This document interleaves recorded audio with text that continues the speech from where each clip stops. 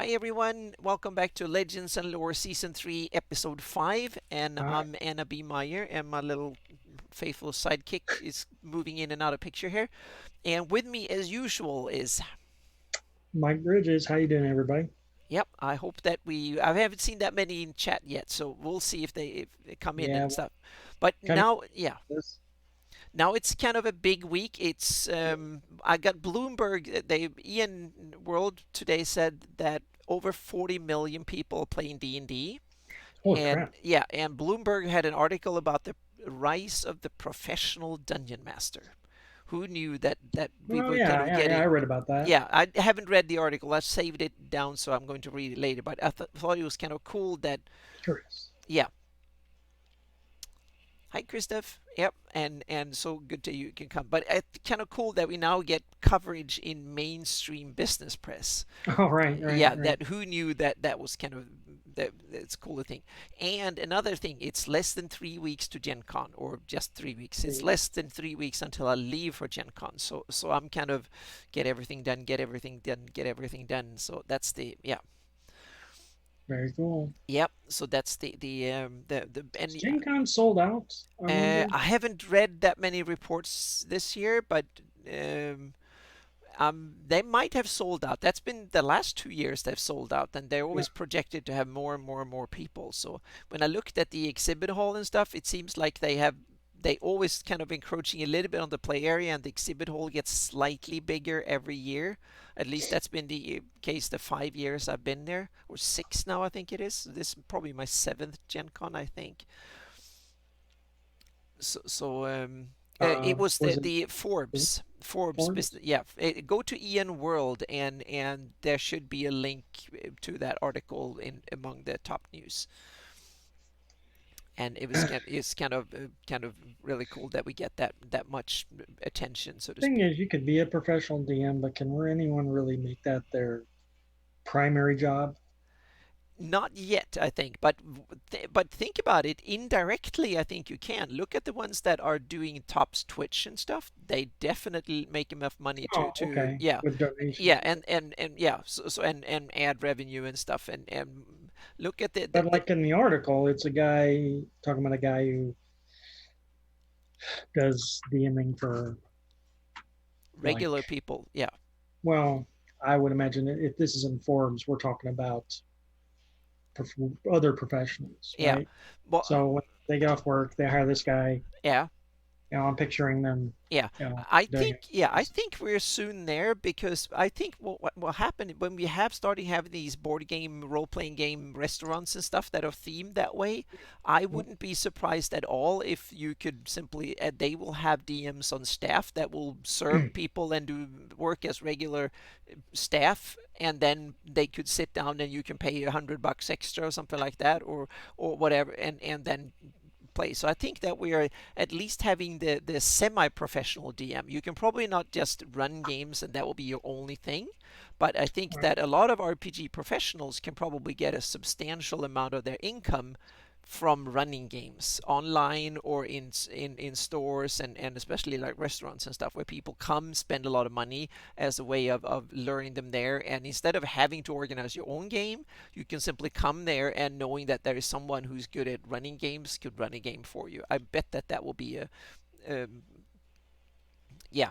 Yeah. Oh, Oh, what do hi you know? Brian. Yeah, welcome. Yeah. So Right. I think we're soon heading into the era where being a DM is a kind of not a common and tough, but it's just like a sports career, I guess. It's really hard to get there, and it's only a few who can make a living, but a few can. So I'm pretty sure that Forbes were probably right when they said that it's the rise of the professional DM. Yep.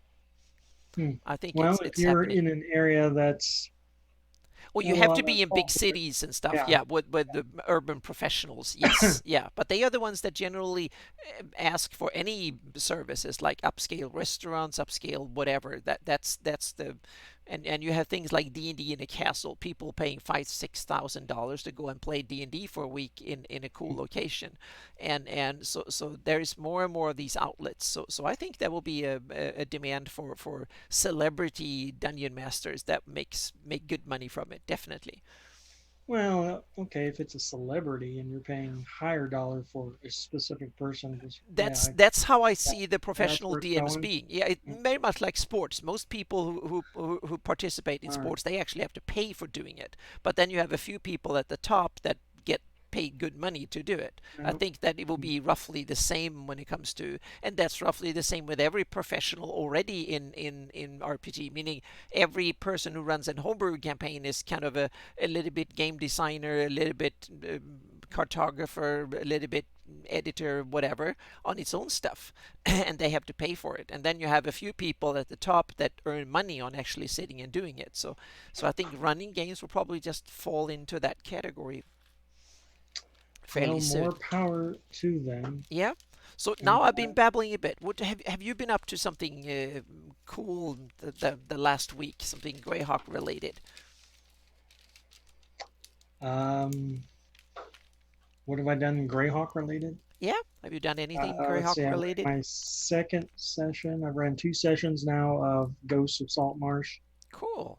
edition Saltmarsh.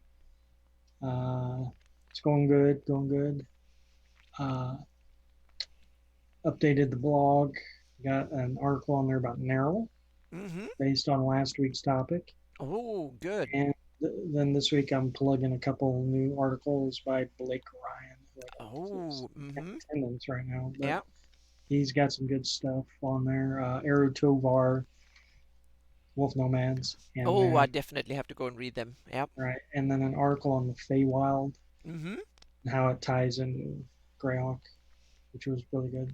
Oh, that's wonderful. I'm so happy that now there's a whole bunch of lots and lots of cool things on blogs and whatnot coming out. I just love it. So I've been mainly stuck in Midgard the last week. That's been my 99% of my time has gone to doing Midgard stuff. But I've done one thing that I actually sat down and did today that had kind of finished the baseline is that I've put out climate zones on the Greyhawk map. So let's just dig in. I'm just going to show it just a little bit here what I'm talking about. I'm going to, here we go. So I have the I took my Earth map that I'm working on to get the whole planet mapped, and I put in climate zones, and I realized that there's something problematic with Earth this way because since Earth is tilted 30 degrees, that means that climate zones are more narrow except for the Arctic, because the Arctic and the subarctic spreading out over larger areas of and the top and the bottom, and the rest kind of fluctuates. Look at that. Yeah, up and down. So yeah, so so it's the kind of so you have a problematic. It's kind of interesting because you have the northern and southern latitudes have huge polar areas, much bigger than on Earth, because the areas that will actually be under Arctic conditions is wider that way. And Hmm. then you have a fairly broad tropic. I try to not overdo it. And then you have a whole bunch of temperate and desert zones and savanna zones that are kind of crimped. They're smaller amounts of degrees because they have less degrees on the globe to actually cover. So, but this is the climate zones that I kind of envision by simply having just stripping it out and have the from here is the polar circle, so everything north of and south of the polar circles are Arctic, and then just south of the polar circle is semi-Arctic, and then you have the cold temperate here, and we can zoom in a bit on the Flannies because that's the area we're more That's interested in and pretty. familiar with. So we zoom in like this. So we have up here we have the Arctic, like this area here, the Brink Islands, and up here these are pure Arctic, meaning they're frozen over, maybe except during summer. And then you have semi-Arctic that things get frozen over it in the winter. That's like northern Alaska, or middle Alaska, Scandinavia, and part of Siberia and stuff. It's It's the semi-Arctic, meaning you have a short, warm, hot summer, and then it freezes over again after a few months. But there's a lot of bird life and nature and so on kind of explodes for 3 months in the summer. But this is also depending on elevation and stuff. So up in the mountains, it's kind of Arctic here. So this is only at basically sea level climate. And then you have other stuff that influences our sea currents, the kind of weather patterns and stuff. They will kind of affect it. So coastal weather usually a bit warmer, and that it is, or a bit more even, so to speak. So the seasons are a bit less. But then you have the cold temperate up here. That's the kind of southern Alaska, southern Scandinavia, a large part of Siberia, and the belt in mid Canada, so to speak. There you have the cold seasonal, and then you have the what I call the seasonal here. That's like Germany, France, where you live, like Midwest and stuff like that. The border between U.S. and Canada, so to speak. You have severe winters, but you also have good summers, and you have four clear seasons, and they're kind of roughly equal length, so to speak. And then you have the warm seasonal, that's more like Mediterranean. You have like southern Europe, you have more like the southern states in the US and stuff. So what we more call the Mediterranean climate. And then you have the semi-desert seasonal. That's like Israel, Florida, Area. yeah, exactly. And down here at the coast here, that's roughly, and so it's kind of almost like savanna-like. So it's kind of and then you have desert here after that. So that's like Hmm. inland here, like Nevada, Arizona, and and in Europe it's like northern Africa, like Egypt, Libya, Morocco, and stuff that way. And then you have here you have the hang on a second, I need to get the list here so I name them properly. So you have um, that's the semi-desert savanna. So that's the Sahel in Africa is a perfect example, Oh. because there you have it really. It's you have the Sahara, the desert, and then you have the savanna. But in between there you have kind of semi-desert arid. There's some trees, some grasslands and stuff. And then you have here is the savanna landscape, that also have clear seasons, but they're different and more like the rainy and the dry. So in the summer, it's more like a desert, and so it's some part of the year is desert-like, some part of the year is more tropical. And then you have the subtropical, and then you have the further down here you have the tropical.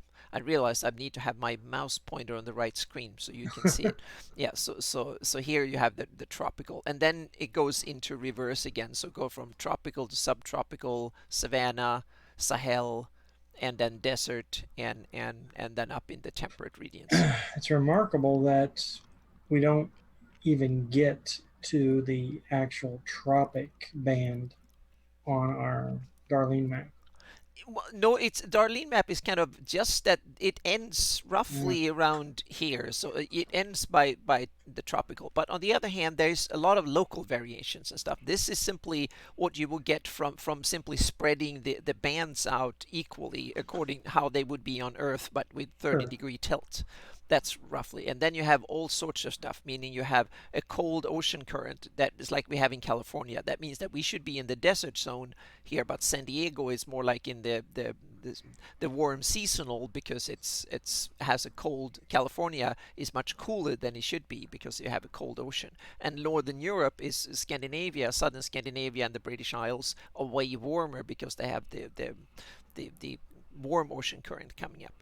Hmm. So this is the so just if you just take the climate from you get from the latitude and mix it up this way, then you get this. So it's kind of tricky with I get the sense here that the Flanies is way more temperate in large. This is there is a actually the bright desert is kind of perfect here because it is in the desert zone if you take it on the but you have the whole Great Kingdom over here. It's more like you don't get you have the Adri forest and stuff. It's all of a sudden very kind of normal temperate. I get more like it will be up here in the seasonal zone. That's That's what I get from reading it and looking at the maps and stuff. You get the sense that it's not a desert. So it's kind of interesting. I get the sense that the Flanies should be kind of further up a little bit, but the problem is that it needs to be compacted. And I think that behind when they did it, they didn't realize that the 30-degree tilt kind of screw things up more than they imagine.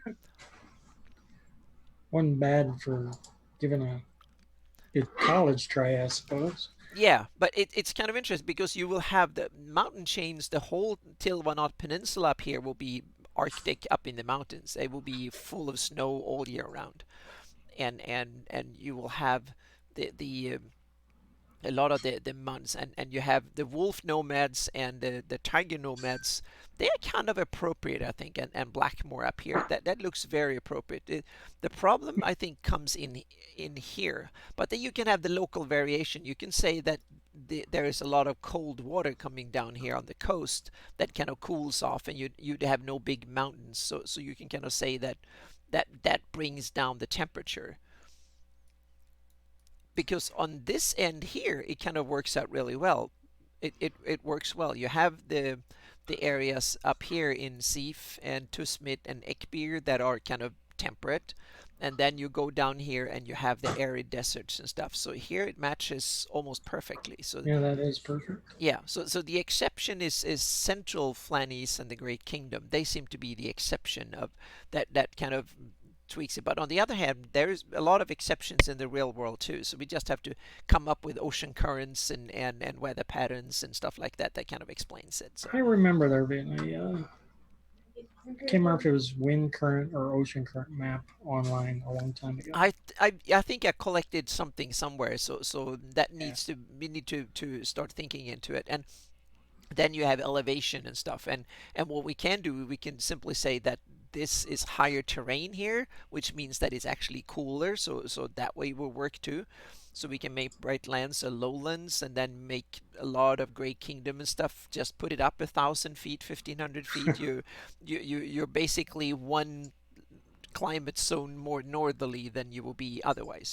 So that might help too. And then we have some cold air coming in from the ocean, and all of a sudden it kind of I did a little bit on that map because I took the coastline here and made it way greener, so a bit like Washington, Oregon, Washington State, Oregon, and stuff. So I simply you will have like an on-flow here, and then the inland here is much drier, and so that kind of so Huh.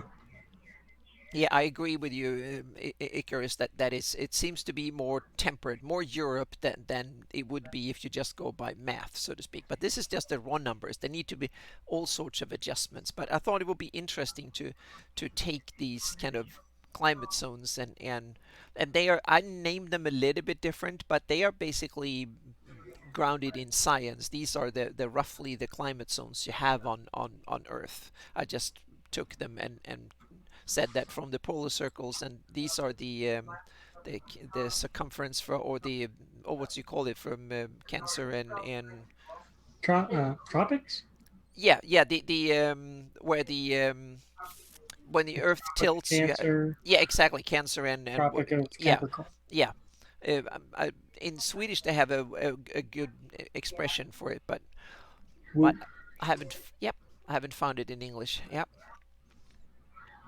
But that's the that's my kind of indulgence in Greyhawk mapping this week, is to start thinking about the to do a climate map, because I want to refine this and then use it as part of my encounter tables and stuff like that when it comes to wildlife and things when I describe. How much is Earth climate affected by magic, as Wu points out? That I think it could be vary a lot, because some areas I think are highly affected by magic and some areas are probably not affected at all. Hmm. So general wilderness, but once you start having, the typical example is Sea of Dust, and that was created by magic, meaning, and the climate probably still affected by it, both directly because all the magic hasn't waned off, and also indirectly because the magic actually altered the landscape so much that altered, they still kind of changed the climate. So How it, about the yeah, Bright Desert? Did the Bright Desert have a it has a magic component to it because what Environmental change, or was this just like some catastrophic it's turn? kind of I've read things and I might be wrong because there was some years probably 20 years since I read this, but my recollection is that the Bright Desert was created from some sort of catastrophe, magical created induced catastrophe.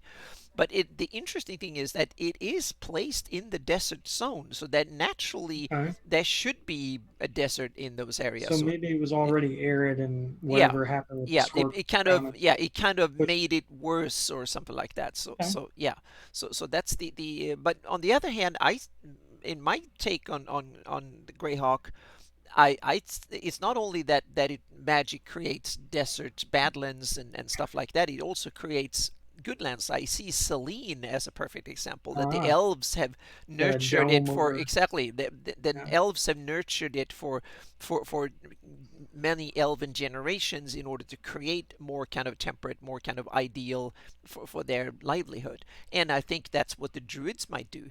But on the other hand, there might be desert druids who like the desert climate. So I don't know how they have a debate within druidism what landscape you should have. But and that yeah, but it's Here, they probably want landscapes with more life in it. That's my sense. But yeah, here's some more science for you. How does a plant like Earth support so many giant forms? yeah, that's the interesting thing. And you mean like giants, like hill giants, stone giants, Giant and sloths, yeah, exactly, giant. and all that. And my sense is that the way I will tackle it is less humans, less other things. You have the planet has a certain amount of biomass it can kind of Mm, support okay. from and but magic can help because you have a lot of animals and monsters. Take demons and devils and stuff. I don't get the sense that they actually have to go out and eat that amount of food every day in calories. They don't have to go Right. out and hunt, so to speak. So they can kind of, because they can live in a basement in a little circle or some magical dimension. So you can add a lot of these kind of extraterrestrial kind of monstery types. And then you have the good dragons, for instance. You get a sense when you read the description that gold dragons can live on eating gems and stuff Uh, rather than having to go out and kill buffaloes and eat the neighbor's cattle and stuff like that. So there are exceptions. So there you can have a bit more than regular, but I see it as that dragons and other creatures that will be top predators in if they were real and were living around. If you have a red dragon in the neighborhood, there will be much less of things that will eat the red dragon's food. Meaning, if red dragons love to eat things like cattle and wild boars and wild cattle, so to speak, and like bison and all sorts of similar types of creatures. The dread dragon will probably kill the other top predators like wolves and bears and stuff to keep its food supply secure. So apex. yeah, Hmm. so there I see it as the and also primarily I think I don't less humans and demi-humans and stuff. It's like I don't see that Earth is full of humans and full of elves and dwarfs and stuff everywhere because I see it as there are other creatures competing with them. Meaning you have the first you have all the other humanoids from orcs to yeah, from all the ones gnolls and all Yeah. these kind of creatures. So I can see the part of the planet probably they are the top ones. They are the ones that run things. And then you probably have areas that the dragons and other top predators run that no two-legged humanoid will probably dare to set their foot. So I want to see it as balancing out that way. Yep, the Let's Greyhawk see. Wars. Yep. Yeah. The scorpion crown did kill off the bright desert. I was just curious if it was a quick transition or a slow one to Yeah, desert. that's the yeah, but it could probably and in that way the magic didn't wasn't as overwhelming as the twin Yeah. invoked devastation and the rain of colorless fire because Yeah.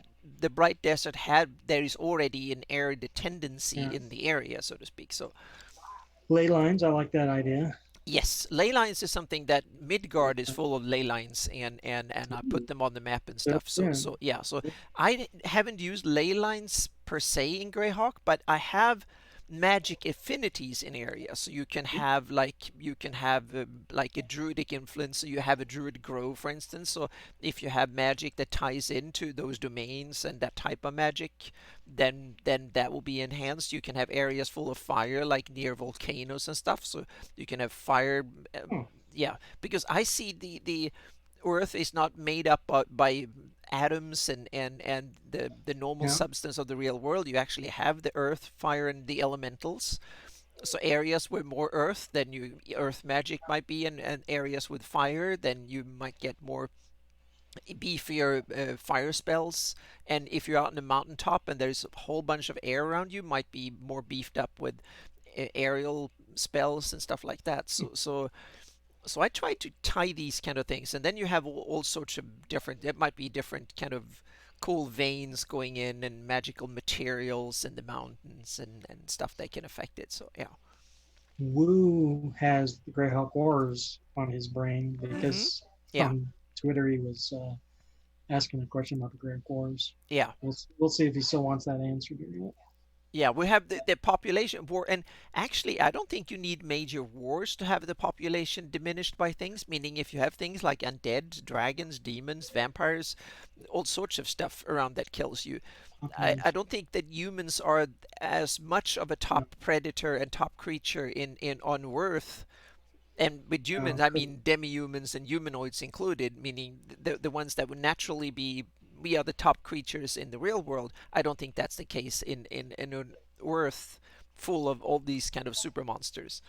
right, right. They would really be no better off than us. Yeah, yeah, we have competition. There are probably areas run by dragons or areas run by others, and that mankind only can only men and elves and others can only tread there if they make a pact with the dragon, or they're powerful enough to slay it or something.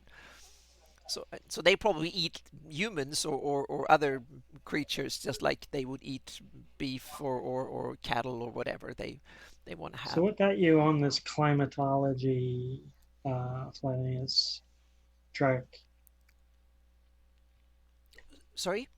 What got you working on It was this? some yeah, it's something that got it was the animals. I wanted to figure out what kind of animals live in the Flannies, meaning and then we talked earlier, you had a wonderful article you'd written long ago about elephants, and I wanted to see, are there elephants in the Flannies? Are there things like mammoths? Are there lions? Are there all sorts of, what is the natural top predator if you exclude dragons and stuff Yeah, that come in occasionally? But what kind of animals live there? We know from the Gord books that there are leopards, and we know there are tigers.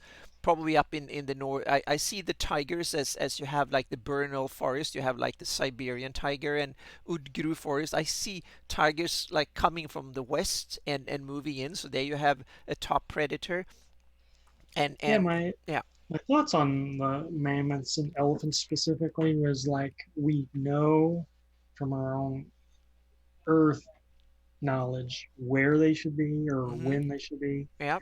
um, regarding climate and Yeah. So you could probably wherever. have But mammoths up and woolly rhino and others up in on the barren plains yeah, and stuff that northern up there. my argument was in that article I wrote years ago. Where are these elephants in war? Mm-hmm. Yeah. I've never once seen an elephant geared up for war in any flatness. Exactly. Me neither. But I see them as the way because that's why I wanted to do climate and stuff. So I was thinking that there probably were mammoths or mastodons or and woolly rhinos up north, but I think they probably went extinct because if Stone Age people can Neanderthals and humans in the Stone Age can make the real world mammoths go extinct, then I'm pretty sure that fantasy with spells and better weapons, they probably in the last few thousand years have basically hunted them to extinction. Well, I reasoned that on uh, the Greyhawk resource charts where ivory is found. Hmm. Yeah, So that's those perfect areas where you example. could Yeah, find elephants, yep. that could potentially be there. And then they're also in the heraldry of some of the Hmm. Hetmanaland. Yeah. So my take is that there were mammoths and mastodons and woolly rhino up north before, and that and but they're also, if you look at the, hang on a second, I'm going to go back here. There is plenty of northern area over here where there might not be that much hunting and stuff going on. So there is like a huge area over here too that is equal, hang on a second, equal in size from the area in the Flanies. So there is areas where woolly rhino and mammoths and stuff would naturally All kind right. of roam. And if they're over there, then I use another powerful ones, might have imported one or two or something like that and use them. All right. Who So has the access to that? yeah.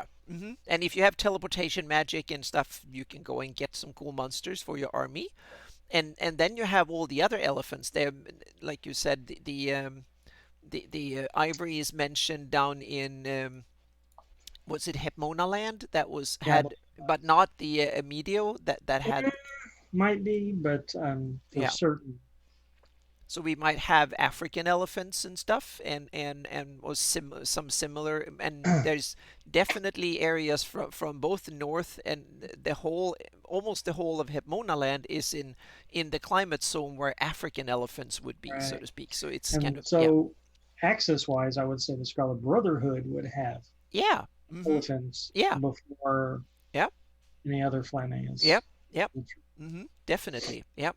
And also you can have elephants down here in the Medio and here too. So it's definitely in the climate zone. And I don't know if you go back to Stone Age North America, there were various elephants and they were lions in Europe and I think it was like a million years ago there was like 13 or 14 different elephant species in the Dang, world, and now there's only three left. I So did so not know that. yeah, so most I saw a PBS that was like last week. I saw a PBS show when they showed it, and it was really interesting that way because I was seeing all these fantasy. There were huge elephants with four tusks, for instance, and so there were various cool kind of versions of elephants that would be perfect to put in a fantasy world. And then I was thinking, where should they be in a fantasy world?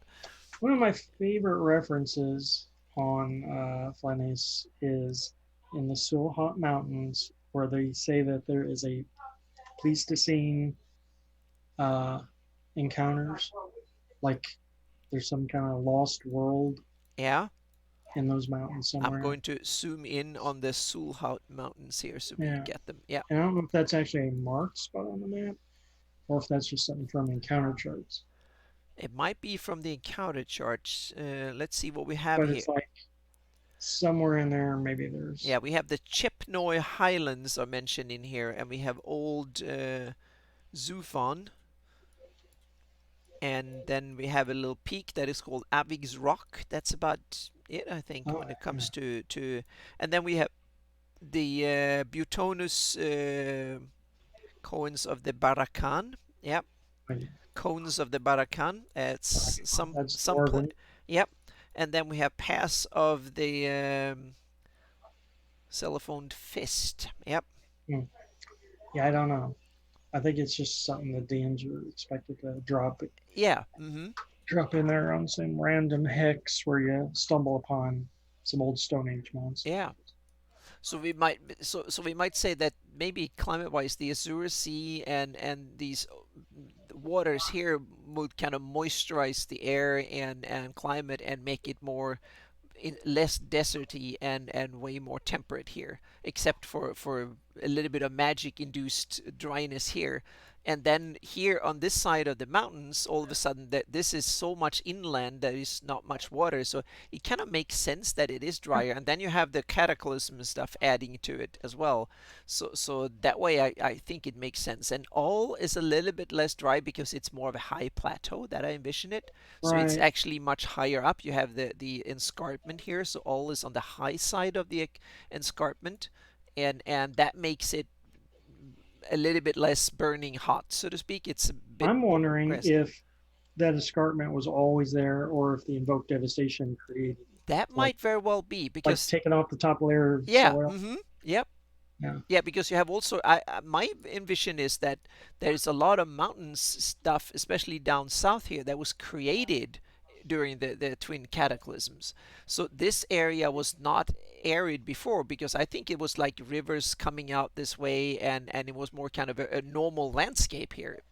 And if you put it up higher up, then you might have roughly the equivalent of yeah, it will be a subtropical kind Hmm. of warm temperate area, so to speak, because it is in the subtropical zone down here. So you could have had a wonderful kind of high plateau life up here that will be almost temperate, I think.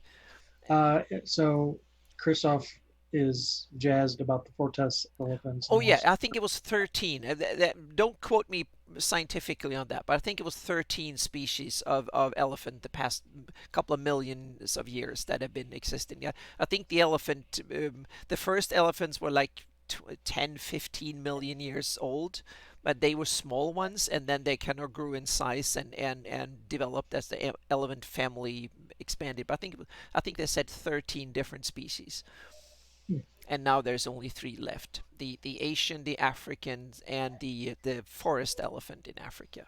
I think those are the three recognized species. There might be subvariants of them too, but those are the three I'll ones. be And darned. but it's kind of cool. You can have in the we have the elephant is a perfect one. We have the mastodon and the Mammoth. mammoth are other perfect ones, and then you can take some other ones. You can have like other large ones, so to speak. But the elephant, you can actually, there are some bigger elephants with much bigger tusks and more of them that could be a perfect example for. So go and dig online, and you find some cool images of extinct elephants that can work for some fantasy versions of the elephant. And then you can, and I was thinking when I tie into this, then you have things like, do you have tectonic activity and stuff on Earth? Meaning, have the continents always been like this, or are they kind of moving around? So you go back some millennia, and I think that with all the mountains and stuff, I want to believe that the Earth particles kind of move around, and there's shifts and struggles between Earth and fire and water, and they kind of move things around. So That tectonics, might be yeah. tectonic stuff. Might be a good topic for next week. Yeah, so You know what I there we mean? have some stuff, and that because that affects what animals, meaning have Hepmonaland be together with Flanese before. That means that if there are elephants here, there might be elephants there, and lions and other animals, because that's what happens in the real world. When continents been together, that means that you get ele type Hmm. families of creatures. They kind of spread across continents, like there's like marsupials in South America and Australia, simply because they were connected back 300 million years ago, or 200, or 150, or they were probably like 30 million years ago, something like that. So yeah. I heard on the Four Tusk one was on the PBS show. It was when whales walked. That was the PBS show about four different extinct lineage of animals. Whales were one, elephants were another one, and then they talked about. Let's see. They talked about whales. Whales. They talked about elephants, and then they talked about, there were a couple of other animal groups Hmm. they talked about, but mainly whales and Were they elephants. four tusks or were they two tusks that like branched off like deer No, antlers? they had four sticking down, so to speak. Two from the Oh, upper lip, and two from the lower lip. So they kind of that way, and that's something that a lot of different elephants had back in the day. And now they only have the one from the upper, not the lower jaw doesn't have any anymore. Wu has dinosaurs running around. I don't. I skipped dinosaurs, Yeah. probably because I felt like I had enough of them in every other Well, movies I and I still stuff. have them in the tropic regions. Uh-huh. Yeah. We'll break them out once in a while. Yeah. I know that Savage Tide made ample use of them Mm-hmm. in Yeah. the Isle of Dread. Yeah. Uh, you I know, think I will have them in on. disguise. I will simply say that there might be really large Ah, lizards living out in the desert, but I will certainly not call them the Latino scientific names, and I would stay away from the most iconic ones, the T-Rexes and the Brontosaurus and Brachiosauruses, and the kind of the most iconic dinosaurs. I would probably make them into more kind of normal animals that will live in the area, so to speak. And now we come into something that I think is really cool to do is Mhm. that you Marginally. bring you bring in you take animals and you tweak it because I like to have not only the you can have wolves like standard Greyhawk wolves or whatever, but I also like to have special variants that are unique to the Flannies, and so when I saw a wolf that I thought was really cool, I made it into the cairn wolf. So it's the special wolf that lives in the And yeah, his. the cairn hills and stuff. So now I need to find that. I need to dig into finding it here. So hang on a second here. And so I made the made that one as a special wolf that lives in the Cairn Hills because it's kind of really cool. So and now my hard drive takes forever to find it. So here we go. Here we go. And here is a picture of the Cairn wolf. So it's a real then in the real world this wolf is called the maned wolf, meaning it has a mane like a lion, and it looks like some cool beefy Yeah, were fox in a ways. right. It's. Yeah, I was thinking hyena a little bit.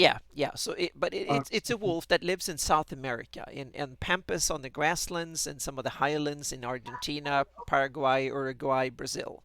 That's where you find it normally in the real world. But I thought it was kind of cool because it has the coloration I think will match the Aborals and the Cairn Hills and stuff kind Yeah. of perfectly. So I wanted to have, so this is the long-legged kind of Cairn wolf that is a bit smarter than the regular wolves, and because there's a lot of people around and it can see really well at night. It's on the small side of wolves. It's only about 50-60 pounds or so, fully grown, so it's about half to two-thirds of a wolf, so it doesn't take on that big of a prey. It's more like it can go closer to big cities and take a lot of the more rodents around, take the How really about gnomes? exactly. He can probably eat gnomes too. Yeah, but he probably would thrive a lot on these kind of were rats and the rats that are slightly bigger than real rats and a bit Because nastier, so to speak. And gnomes and halflings live in the yeah, cairns. yep. Would So be a so I concern. thought it was kind of cool to have an animal that is kind of. I made a Greyhawk version out of it, so to speak. Nice. And not so much that I just it's not so much about the crunch, it's more about the fluff. Yeah, Meaning you there don't is want a, to use the Latin names. exactly. It's more like I want to invent animals that are unique to Greyhawk, so to speak, and to the Flannies that have names for that. So there will be, instead of black bears, there might be certain bears. You might have the Burnwell bears instead of Kodiak grizzlies or something like that. You can. I got another idea for Hmm. a variant wolf for you. Let's call it the Grindel wolf. The Grindelwolf. That's cool. Yeah. Uh, Hmm. So I think that's for my campaign. I love to make a kind of a flora and a fauna that is kind of unique to the game, and it ties into it. So you can use it for special food items. You can use it for a lot of other cool stuff, and simply to make the adventures more memorable, and so not just take. Sometimes you can take a standard monster and you can kind of tweak it a bit, and it becomes a certain flinty hill, whatever, something, and you can take like the I did in one adventure. I took the cockatrice and hey, and and make it into, so there were local variety of cockatrice that weren't as nasty as the regular cockatrices. So they have started to hunt them because the meat was so yummy. So then they had deep fried cockatrice that was on the oh menu wow, for some inns, and so they were trying to breed them in outdoor areas and stuff, and they were kind of nasty but not as nasty as the regular ones. So they, yeah, so it's kind of, so you can do a lot of adding flavor to it. That to me is these kind of, mm, since I run it sandboxy, I want to have lots of things that are flavorful, that makes it from a yes. menu to whatever. So yeah, Uh, yeah, exactly. uh, so yeah, Icarus brings up camp rats. When Hmm. I think of camp rats, at least Yeah, that's a they perfect. are prairie dogs. Yeah. Yep. really like klepto Yep. prairie Mm-hmm. dogs. Yep. So there's all sorts of cool, and then you have the elven dog coochies, Hmm? and you have there are more kind They're like of, green collies, right? yeah, something like that. That there are, so there's a whole bunch of cool kind of things you can add to it, and one of the things that I added was, I need to go in here and see if I can find it here on Thanks for the campaign time. notes here.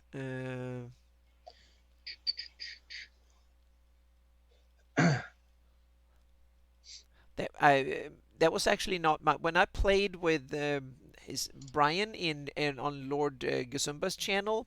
He had a moonflower, a special flower that was kind of grew at night, so or grew in and opened in moonshine in kind of elven areas. So I took that story and kind of brought it further, saying that each flower creates a tiny little gate spell so you can get into the elven realm. So if there's enough of these flowers, they open a portal. So when the Selene goes full, these flowers open a portal, so you can actually go to these areas and you can kind of interact with the, yeah. Hmm, pretty cool. Yeah, well, yeah, I can't pronounce it properly, so Hmm. yeah, so you're right. Yep. Mm-hmm. uh, ip trees, yeah. Yeah, Let's ip talk about tree. Yeah, trees. we have ip trees and declo trees and a bunch of trees. I And think ips are the big ones, the yeah, biggest, yeah. right?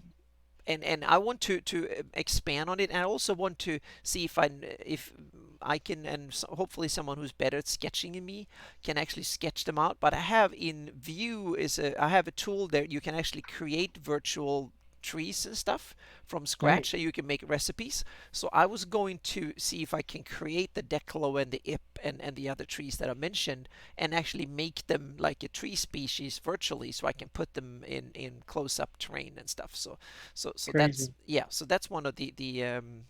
Oh, and I have to say welcome to Jay too. So it's good you to be here. So yep. Keep on looking. Areas with Catopiblas or whatever, however you pronounce that. Oh, yeah. That is kind of an yeah. Nutcase. hmm There you have.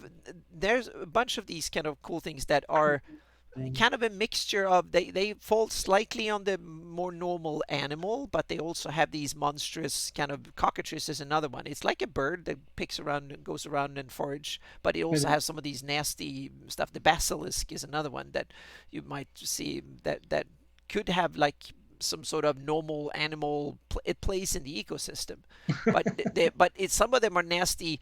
And it's interesting. The Catopibulus is kind of, is that a herbivore or is it a I carnivore? think so. Yeah. So you Swamp probably dog. use it in a defensive purpose, but it's kind of interesting. And to me, it makes perfect sense if there are dragons hunting you, to have some sort of secret weapon like that is probably a good idea if you want to survive. Yeah. And that's the other interesting question, meaning how do prey animals survive when you have top predators that are as nasty as hell, so to speak, that are like red dragons? Why don't they eat everything and everything? But I guess some of those, they sleep for a decade or more at a time, and they also have huge territories. That's my sense, meaning you don't have one in every mountaintop. So that might be, yeah, taking care of I some want of to it. know how blink dogs and displacer beasts became mortal enemies. Has anyone ever That's wrote an interesting that? question. Yeah. And there you have other of these kind of, I would say, monstrified animals kind of thing, that kind of are animals, but they are having very special, out of the ordinary. Yeah, it's kind of Yeah, interesting. cats and dogs, but Yeah, yeah, you know, one's hard to. They're both hard to hit. It's yeah. kind of Mm-hmm. interesting. Yeah. One of the other thing was the dragon turtle that I saw, the Mm. sea dragon, huge thing that lives out in the ocean. And I was like, why doesn't that eat every whale and big fish there is? But then I realized it's probably too clumsy and slow to actually hunt, eh, So it fishing. hunts. Yeah, it hunts. It's clearly, I think, carnivorous, so to speak. But on the other hand, what I think it eats are things that can't run away quickly. You have like giant clams, big crustaceans, meaning giant crabs, and all sorts of fantasy stuff that they're clearly in the monster manual. They're like giant crayfish, giant crabs, giant mussels and clams and all sorts of stuff. And that will be perfect prey for a big turtle with a beak that can crush anything with any shells, so to speak. So there you have a perfect food source for a top predator like that. Instead of going after whales and big fish, it will My probably hunt these kind of slow moving stuff. well, you just totally got me thinking. My friends figured out not that long ago that a quick way of making a fortune Yeah. in Greyhawk is to make a crabbing ship and go after giant crabs Yeah. and so Yeah. so But then means that, target. then you might get a dragon turtle or Oh coming yeah. after you because you're hunting on its turf, and they are smart and use magic, so they will probably come in and sink the ship. So there you have it. Meaning it's kind of interesting to see that you will run into all nasty animals because you will compete with other top predators that are nasty as hell. It's same thing if you go out and kill all the wild beef that runs around on some savanna that might be a red dragon territory, and if they can see you're out hunting there, it might hunt you down because you're eating its food. Green dragons like to make other creatures bring the food to them, right? Yeah.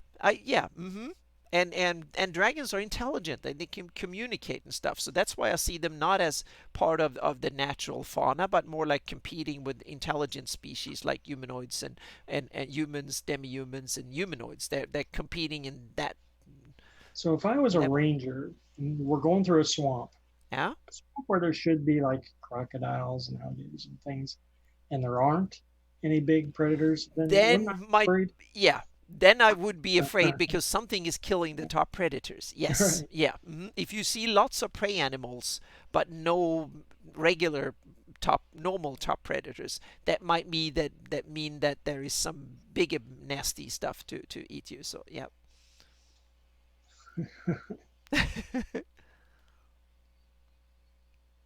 Yeah, they hate us, and for me, I have a double handicap not having English as my Mm. first language. So yeah, but it's kind of it's yeah, I think it's often a kind of partially neglected topic because a lot of fantasy world seems to work like a normal world, and then you just sprinkle in the occasional big monster just to have something to hunt.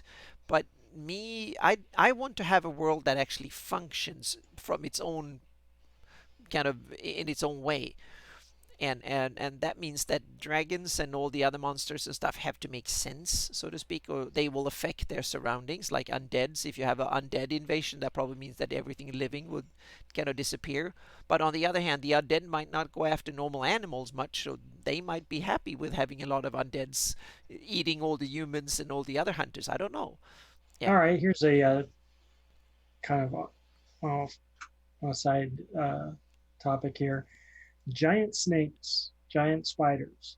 Yeah. Should they have stronger poison or weaker poison?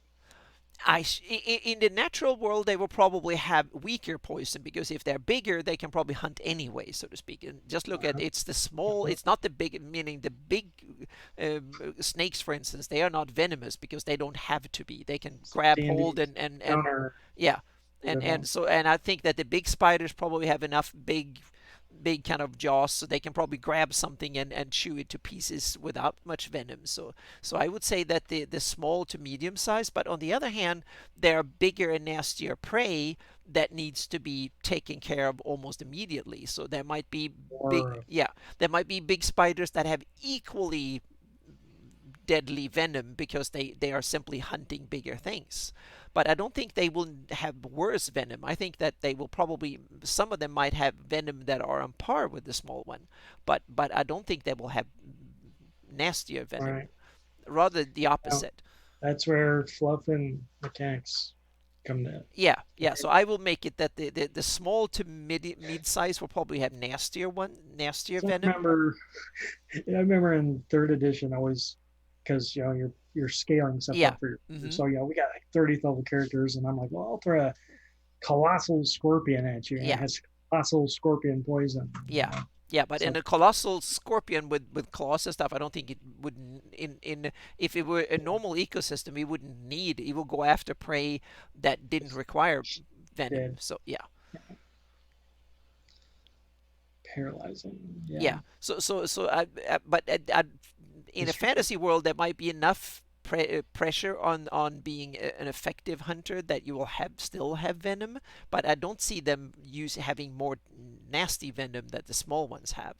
It's probably so more the is other way. it just to save time in D&D? It's like, ooh, giant snake, Yeah. regular snake, Yeah. swarm of snakes. That's kind of usually Yeah, what. I think yeah, I think that's simply you take cool game mechanics and then you Yeah. simply make the world from game mechanics. So yeah, So if you were really going to do a sneak centric type dungeon, let's say with lots of snakes, yeah. then would you put the time into making different, actual types of snakes then? Yeah, first of all, I have to figure out what the snakes eat.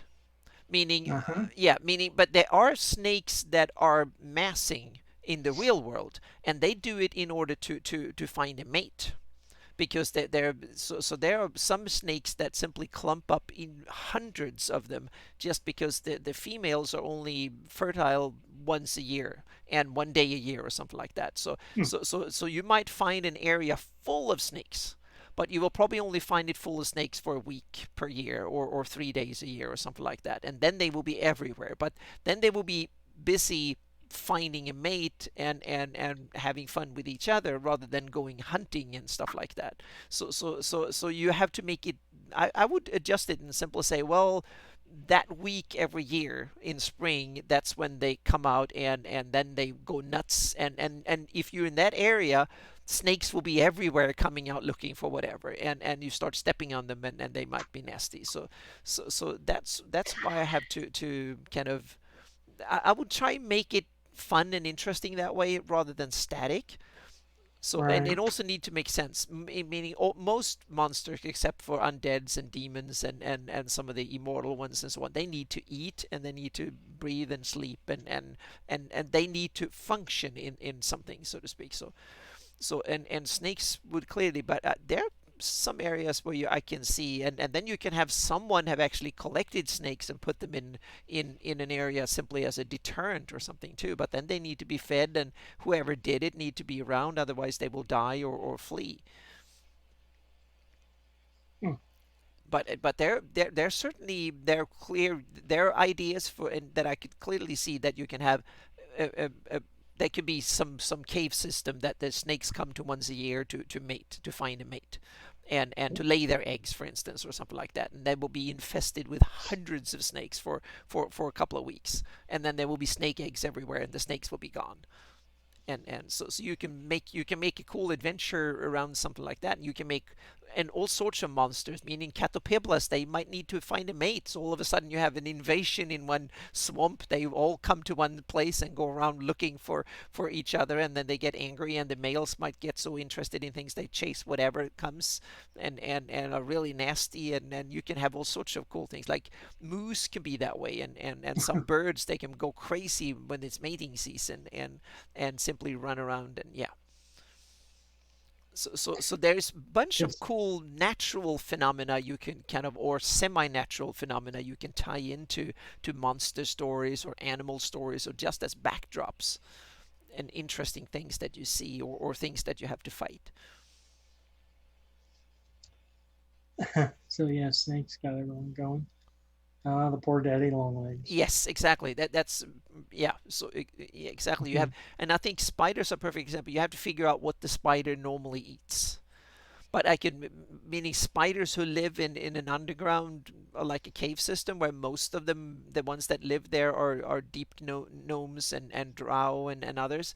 They might have a poison that kills humanoids and humans fairly quickly, or disable them at least very quickly, because that's the standard food for them. So I always have to try and adapt what does it Hmm. normally eat, and how does it do it? So, and then you have other type of spiders that have like phase spiders, for instance. They will probably not be venomous because they have a perfect defense. They can move in, bite, and kind of maim and kill, and then go back again. Or they might have venom, but if you have something so potent like you can actually phase in and out, you probably don't need venom. You probably grow bigger and use phasing, and you can kind of eat almost anything. Let's see. Natural enemy of the phase spider shall be the displacer scorpion. Ah, there you have it. Just Yep. guess. Yep. Hey, Malden. Attaboy. Oh, hi. Yep. Hey, Dennis. Yep. So it's kind of, but when it comes to predators, you might not, the top predators, their numbers is not controlled by someone killing them. It's simply the amount of food you find. That's the controlling forces, meaning that regulates how many wolves and grizzlies and lions there are in the real world. It's the amount of prey. That means that if there's more to eat, they can bring up more young. So I guess face spiders and others might be the top predators in their cave system if they live in the cave system. All So right. there might be nothing killing them or threatening them. So it's simply, if there's enough things stumbling into the cave, then there will be more face spiders. Oh, wow. Yeah. So Malden has kept real spiders as pets. Oh, I wouldn't do that. No, I can look at them and kind of be fascinated, but I don't want to touch them. Any poisonous spiders, Malden? Yeah, that will be kind of. I don't want to have venomous So, pets that can kill me. So yeah. Giant snakes on a flying carpet. Ooh. cracking me up. Scores of tarantulas and scorpions. Ooh. Wow. Yep. No, that's not my kind of pet. I'm happy with my little furry creature here. So yep. She doesn't even have teeth anymore, so she's kind of very safe. But it's kind of a, yeah. I think it's an often kind of overlooked thing, and when you run sandbox campaigns the way I do it, then it becomes what the natural world looks like and function becomes a big part. If you run adventure paths and write stories that way, you this might be something that is you. It's some of these things that you mention occasionally, and you don't have to more than the cool encounters. Yeah. Malden had Ooh. the world's most poisonous spider. Good lord. Ooh. Is that even legal to have? Do you have special license to have? We have to spill the beans. We're going to have Dennis Tetro, also known as Malden, on next week. So we have to ask him. Now we have a whole bunch of cool stuff that we need to talk to him about. We have a spider scorpion expert, so we probably have to come back to this Ah, topic again next week. So yeah, yeah. But spiders are some of the coolest monster types there are.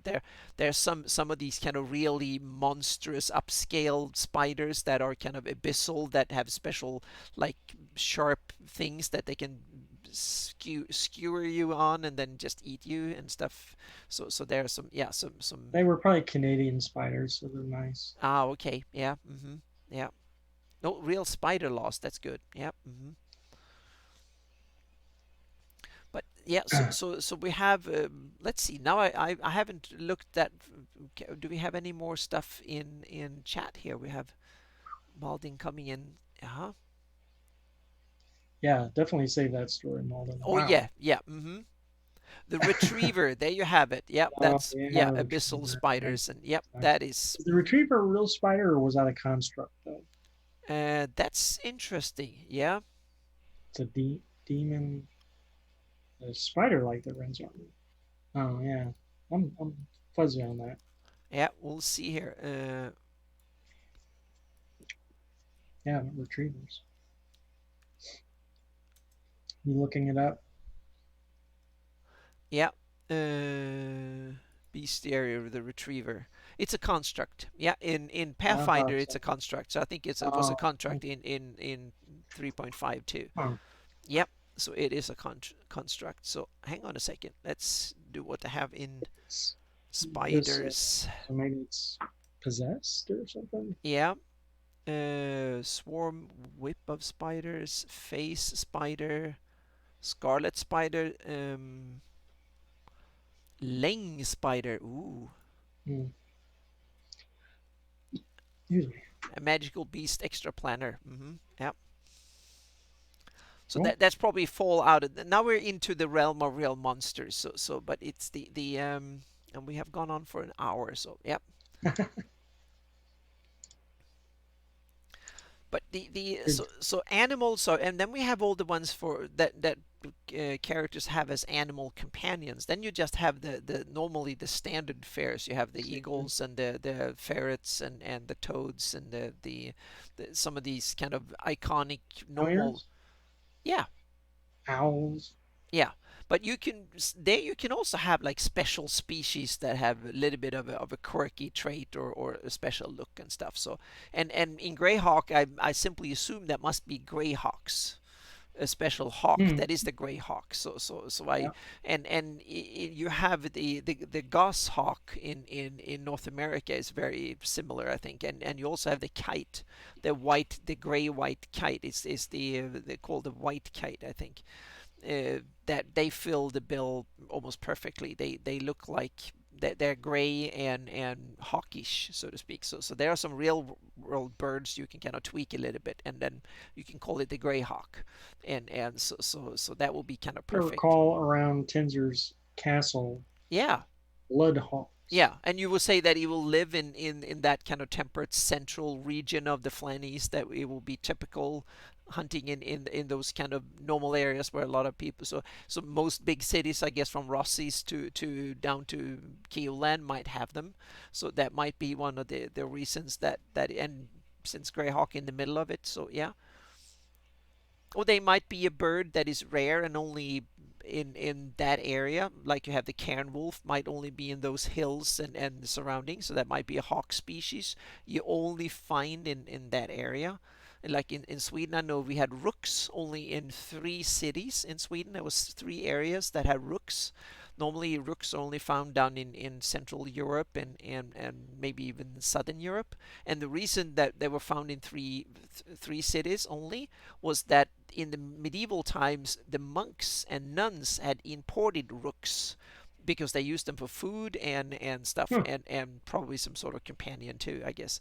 So I so don't they know. imported rooks, and then when the monasteries were abandoned or disassembled and disbanded in during when Sweden moved from Catholicism into Protestantism, then the rooks became wild, and now they live in the surrounding areas. And so there's like 3 small populations of rooks living in those areas. And it's kind of, and they're very common. They compete with crows and jackdaws, but the rest of the country don't have them. So now they're becoming part of the natural fauna. So there are good Uh, examples of animals in the real world that are very local, that only live in one little tiny area of 10, 15, 20 miles or so. So the greyhawk might only live in certain areas. There might be a species that is only seen in the Abrals and the surrounding so areas normally, and then when you big started building cities, that meant that they popped up there, and yeah, look at that. Northern goshawk, yeah, used by Sam yep, Wood. yep, Very, very yep. cool. They used the model for the yeah, for the greyhawk. Yep. Yeah, I'd have to do a ton of research to notice the difference of something like that. Yeah, but I'm a bit into birding, and I like to take pictures of Mm, birds and stuff. So I this is like good. to take that kind of interest into my gaming as well, and I love to hiking and looking at natural life and stuff. So that becomes part of trying to think. And sometimes it could be cool even for encounters, like the snakes ganging up and finding a mate once a year, and you can have all sorts of interesting natural phenomena like migrations and so on, that they can tie into a feast, meaning if a certain type of animal or bird or something comes in the spring, that's when you go out and find their eggs, and you make super yummy omelets, or you kill the animal in question, or and then you might have a feast waiting for them, or there's a certain type of fish coming once a year that spawns, or there might be a certain caviar, or some animal that you Hmm. can milk the egg or the rum from, and then you can make yummy caviar or some other yummy food once a year, and you can even give it magical properties if it's something cool or something. Have you ever read the Hackmaster Hacklopedia of Beast is. Has No, anyone ever no, read no. I that have. book? I've heard about it. That's as far You as heard I. about Yeah. that? Mm-hmm. It's a great book. Uh-huh. It would work just as well with D&D, I imagine, Yeah, because because it's kind of a first edition, kind of and old school. and I would get it not for the stats in it, but for the fact that every monster, every animal in there has properties for harvesting them. It tells Ah, what you can wonderful. get for Mm-hmm. killing those creatures. So Cool. it's Yep. Yep. There is another one that Playground Adventures made that was creature components. Awesome one. That simply, what do you do from with all the dragon hides and the all bear eyes and beaks and a whole bunch of stuff that you what you can use it for, what you can sell it for, and stuff. So yeah, it's creature components. I'm seeing if I can find. I want to say it's called Hacklopedia of Beasts. Yeah, Yeah. see if you. I'm going to see if I can find a link to the other one here.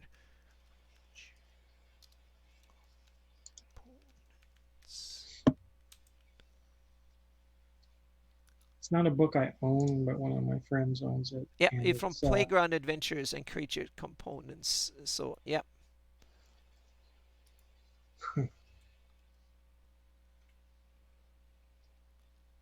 there's a bunch of different ones.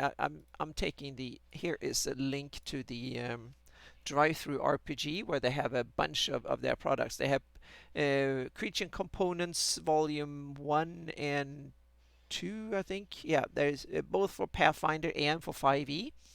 And then yeah, so there's creature component Tome of Beasts that goes with the Kobold Press Tome of Beasts that have them.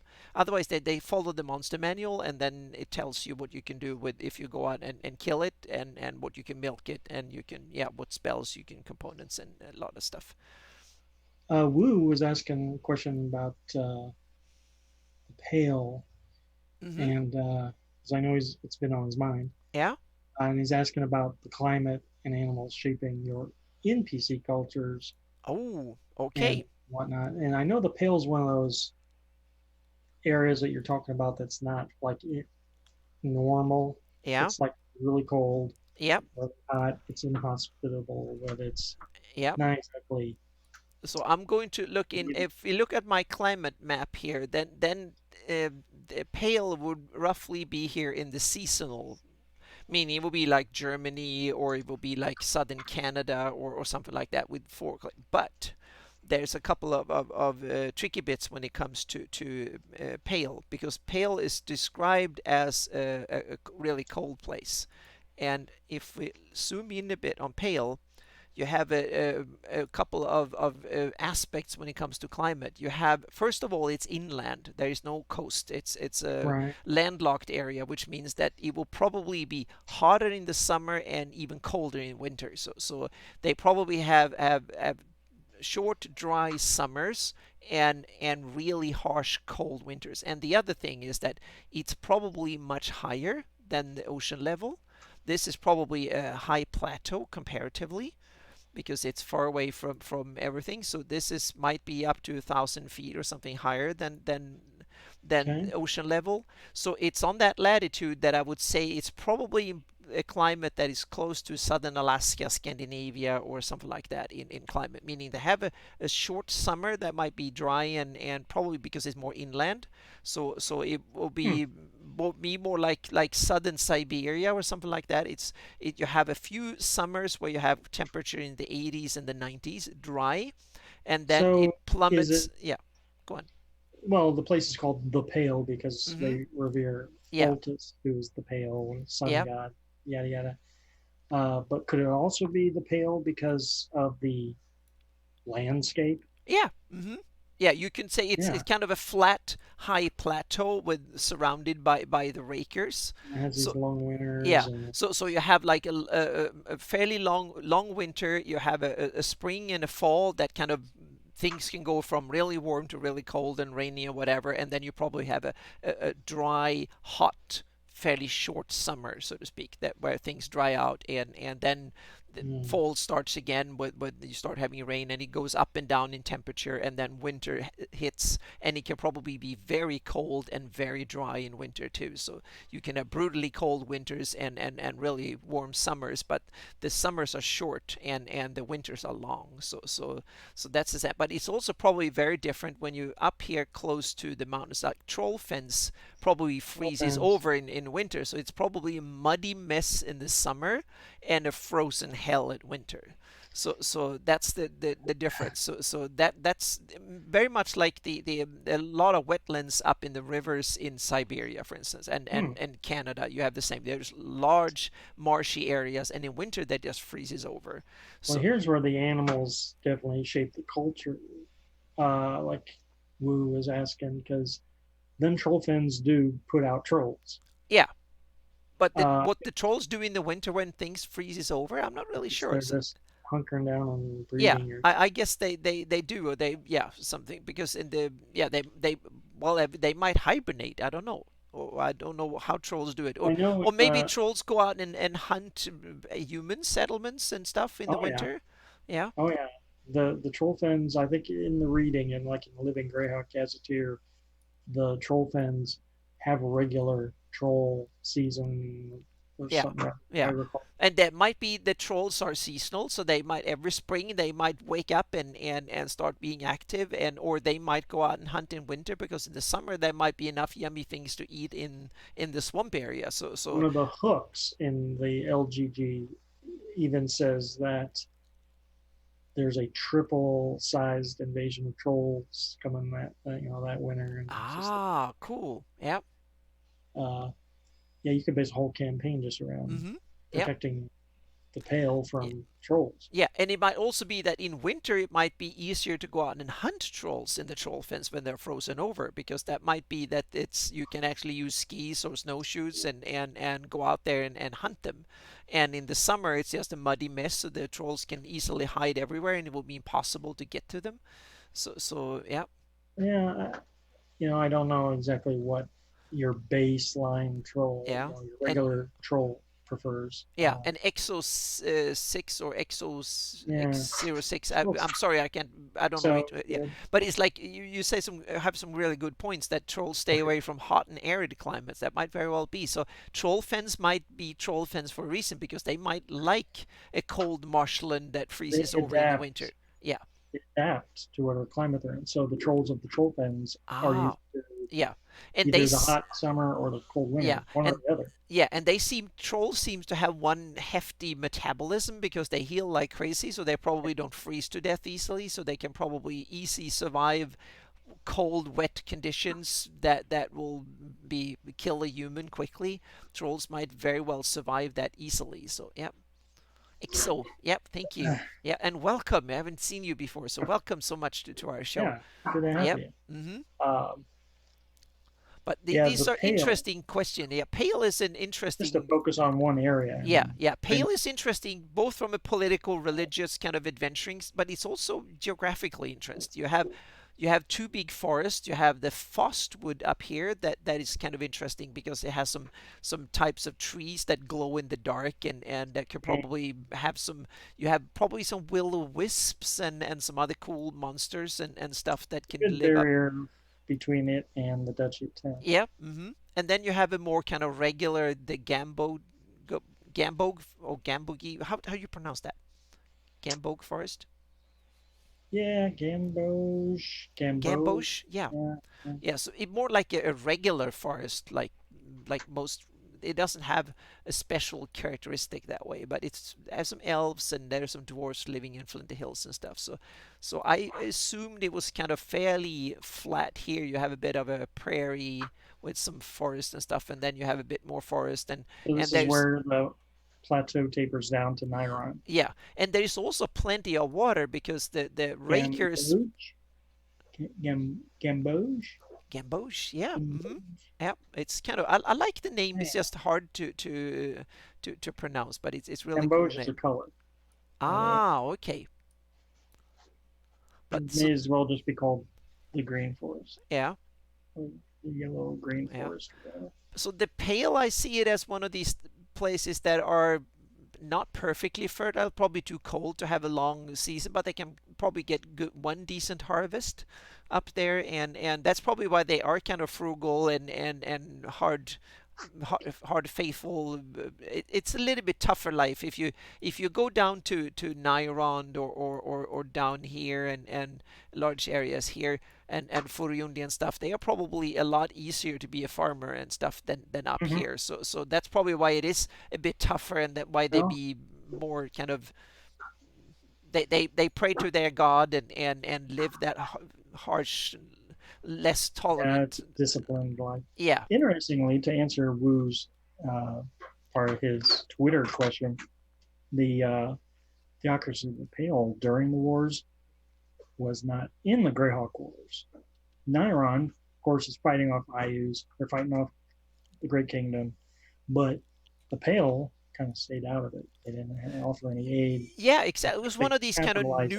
neutral countries in a way that was just trying to mind its own business and seemed to be fairly successful. They Yeah, held on to basically everything, and they even took some yeah, areas up here in from right. 10. After the wars, post wars, Yeah, then yeah. When they 10 fell apart, they kind of grabbed a bit of it. they got a bunch of refugees. Is what happened. They got a bunch of tenant refugees, converted them to Foltis, and then went and took some of their land back. Ah, mm-hmm. And then in northern Niron, they're kind of doing the same thing. They're uh, converting people to Foltis, and they're trying to convince northern Niron from breaking off. Ah, so it's a So, bit of political propaganda trying to so the Pale influence didn't and get involved in the wars, but they're kind of still capitalizing on yeah, and that's probably the wars probably made them relatively stronger since Nairon and some of the other countries are now relative. They were hit in the war, so they're much weaker. So all it. of a And it would sudden, make sense yeah, that they didn't help out because in a harsh place like Pale, what can they spare really? yeah, but they're well organized, but probably not that Oh, not, rich, so to speak. That's the sense I get to them. They're well organized and well functioned, but not that rich.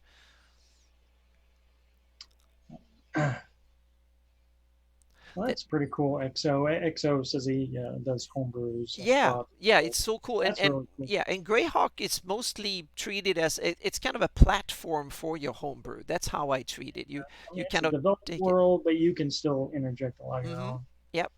into it. I personally think that if I made a couple attempts over the years to do homebrew worlds, and I always ended up remaking the World of Greyhawk, like subliminally. Yeah. So after I'm like, yeah, screw it. I'm Yeah. just gonna Well, Greyhawk. now I invested so much interest into Greyhawk, so that's where I run my games. Period. So if I have Yeah. a cool idea for something, I try to fit it in Greyhawk and run it. So yeah. So it's become part mainstay. But I love to when I'm playing, I like to play in other game worlds because I want to Yeah. see more and experience more. But when I run my games, I run them in Greyhawk. That's the general. I've done a few exceptions when I've run in Pathfinder organized play, for instance. I've run games there because I simply get the PDF and I and read it through and play it as played because it's a wonderful way of learning encounter building and stuff like that to play in organized play. It's not the same as playing in a cool fully featured home game, but it has some other real good benefits. You get to see other people play and stuff. But Greyhawk. I think it's a wonderful way. If you don't want to invest in building all the things from scratch, you can take Well, something that is pre-made. in XO, it's kind of like a double-edged sword here because it's bad in that you can get bogged down in the minutia of the setting and trying to explain it to people. Uh, while on the other hand, you don't have to make it up. If they happen to go to a certain area, you already have material for it, and it saves you time. So I don't know. Yeah, it depends on how nitpicky you are, how much of a perfectionist you are towards your own adventure, so to speak. If you feel like you need to know everything and need to run it the way it's supposed to be, if you fall into that trap, then I think it can be as much of a hindrance as an asset. But if you like to be inspired by what you read and information that is there, and then tweak it into your own version of it, then I think Greyhawk could be a perfect fit for And it. as for Forgotten Realm comparisons, I think geographically, Forgotten Realms and Greyhawk are pretty even. Yeah. But where Forgotten Realms kind of takes the cake is the development of, I think, NPCs Yes, and yeah, it's factions and mhm. all that cultural stuff. It's so in depth that it Yeah, it's had a longer run as a commercial project, so to speak, Forgotten Realms, so it's been yeah invested in more. more cohesive at any rate. Yeah, yeah, Greyhawk has been kind of on and off. You had first Gary's time, Yeah. and when in the beginning it started putting out stuff, and then Gary was ousted from TSR, and then he was kind of quiet for a couple of years, and then when third edition came, they started coming out with more stuff, and so it's been kind of an on and on off affair. Malden bringing up Spelljammer. Okay, Spelljammer. Mm-hmm. Leader, Yeah. organizations like the Harpers, extremely detailed. Yeah, and And the Spelljammer is an interesting way if you want to have characters that go and campaign that hops between campaign worlds, then Spelljammer is a way of tying it all together if you want to have a little bit of this and a little bit of that. yeah. Oh, Yeah, and one of the Jay takes have an interesting yeah. Lord Gusenberg has an interesting point where there is more novels written, and that's one of the examples that Forgotten Realms has way more invested in it in general, way more novel lines Yeah. and stuff like that You around got it. Vault of the Drow, but Menzo Baranzan has novels to Mm-hmm. back up all the Yeah, stuff that's written about yeah, it and for then you have D&D. Dragonlance that has more novels than actually setting content in a way. That is mostly a Yeah, novels, and then the setting kind of came as an afterthought. swashbuckling in space. I don't really like the swashbuckling in space much. What did you think of Avatar of Wrath? What did you think of Gray Space? I like thumbing through it once in a while. I find some interesting nuggets to use. I don't play Spelljammer, but there's still some cool stuff in there that I like to use. Neogi. Yeah, I stayed away from Spelljammer. I want my fantasy kind of pure.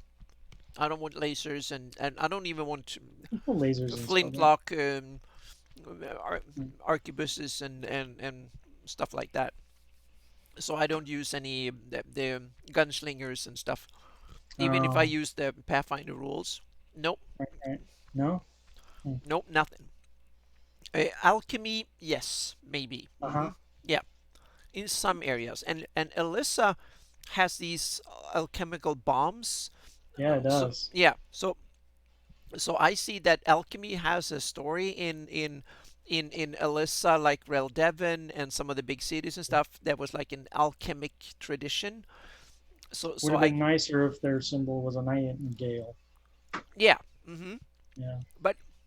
But there is the United Kingdom of Alyssa has hang on a second. Now it's time to go back to the map again and move south here. So because the United Kingdom of Alyssa actually has two birds on its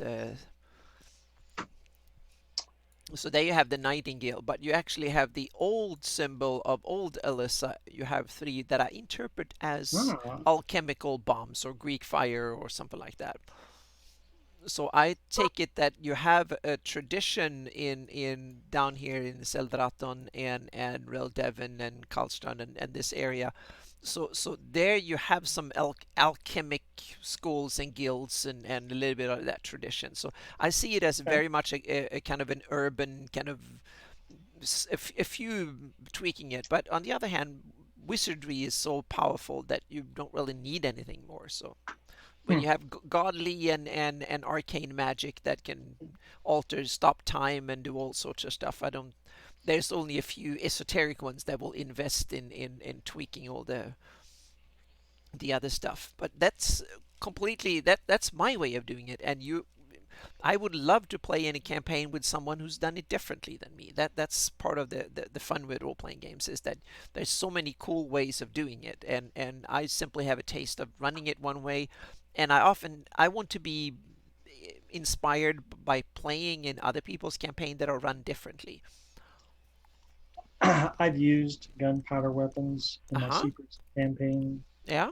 semi regularly, and it doesn't detract from it at all. In fact, earlier I introduced them, Hmm. the quicker they becomes ornamental because magic and And I just your guess if regular you, yeah, weapon. if you run like you did a pirate campaign and stuff, it kind of Yeah, wants to, if you want to have your standard normal cool pirate movie thingy feel, yeah. then you might want to have some old And I think pistols it's and the stuff. rate of fire is what is it, the turnoff. Hmm. Yeah. Yeah. Oh well. Yeah. I'm sorry, I'm munching away a little bit here. Oh, that's right. Hmm. Uh, yeah. Where's the info on? So now we kind of covered a whole bunch of Yeah. topic. Uh, Malden says Spelljammer is definitely not sci-fi. It's nothing like Expedition to the Barrier Peaks. That's true. It seems to Yeah. be a fantasy take on sci-fi, so to speak. You really made it fantasy with fantasy ships and magic ways of getting Yeah. I around and all that. recently finished running the Lost Laboratory of Qualish, and it is set in the Barrier Peaks, and it kind of is a kind of a not a sequel to Expedition, but it kind of takes place in the same sort of area, and just the mashup of this lost crash spaceship technology combined with magical technology of Qualish and his automatons. I really enjoyed it. It was all wink and nod, sci-fi, but it was more like Magitech is what I would call it. Yeah, and you have things like constructs and stuff. They Yeah, a it lot kind of of ties into that. So if you run it like magical constructs and stuff, then so there is a lot of crossover. You can walk fairly long way into that era without ruining the fantasy. So yeah.